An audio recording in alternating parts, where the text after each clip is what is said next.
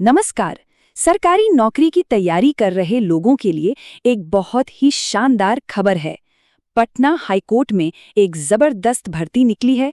चलिए इसके बारे में सब कुछ एकदम आसान भाषा में समझते हैं। तो सबसे पहले और सबसे जरूरी बात, वैकेंसी कितनी है? तो कुल 53 पद हैं। मतलब इस बड़े संस्थान में एंट्री पाने का ये एक बढ़िया मौका है।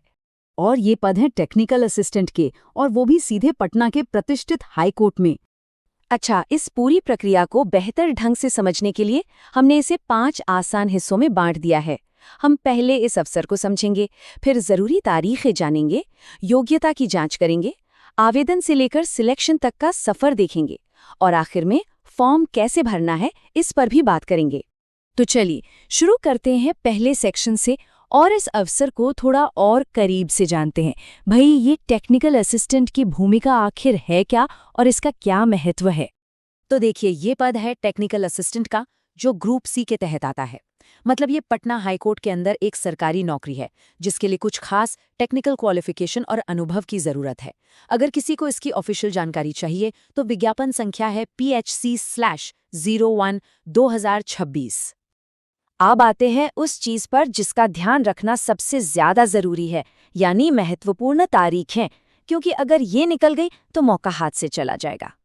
तो ध्यान से सुनिए। ऑनलाइन एप्लीकेशन 1 अप्रैल 2026 से शुरू हो चुके हैं और 30 अप्रैल 2026 को खत्म हो जाएंगे। और फीस भरने की आखिरी तारीख 2 मई 2026 है। तो इन तारीखों को कहीं नोट कर लीजिए। चलिए अब आते हैं तीसरे और शायद सबसे जरूरी हिस्से पर, अपनी योग्यता की जांच करना।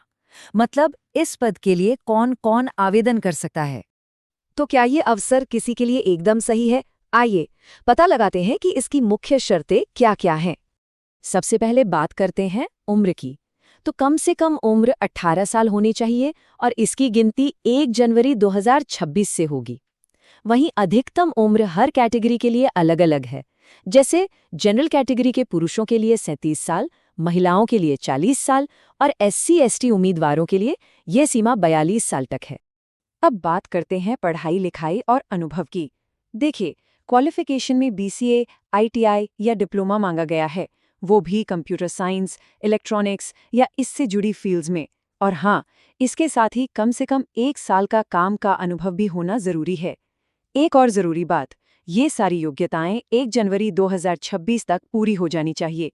ठीक है, तो मान लेते हैं कि कोई योग्य है। इसके बाद क्या? अब देखते हैं आवेदन से लेकर सिलेक्शन तक का पूरा सफर, मतलब फीस भरने से लेकर फाइनल इंटरव्यू तक। किसी भी उम्मीदवार के मन में सबसे पहला सवाल यही आता है कि भाई, एप्लीकेशन फीस कितनी है? तो जनरल, EBC, BC और EWS कैटेगरी के लिए फीस है 1100 रुपये। वहीं SC और ST कैटेगरी के उम्मीदवारों के लिए ये काफ़ी कम है, सिर्फ 550 रुपये है। अच्छा, फीस की बात तो हो गई, लेकिन अब जो चीज़ सबसे दिलचस्प है वो है सिलेक्शन का बिल्कुल साफ सुथरा रास्ता। चलिए देखते हैं कि चयन प्रक्रिया कैसे काम करेगी। देखिए, सिलेक्शन प्रोसेस के 3 पड़ाव हैं। सबसे पहले एक लिखित परीक्षा होगी, उसे पास करने के बाद एक ट्रेड टेस्ट या स्किल टेस्ट होगा और आखिर में एक इंटरव्यू। इन तीनों को पार करने के बाद ही फाइनल सिलेक्शन होगा। और अब हम पहुंच गए हैं अपने आखिरी पड़ाव पर। अगर कोई उम्मीदवार यहाँ तक की सारी शर्तें पूरी करता है और अप्लाई करने के लिए तैयार है, तो उसे क्या करना होगा? आइए इसे भी समझ लेते हैं।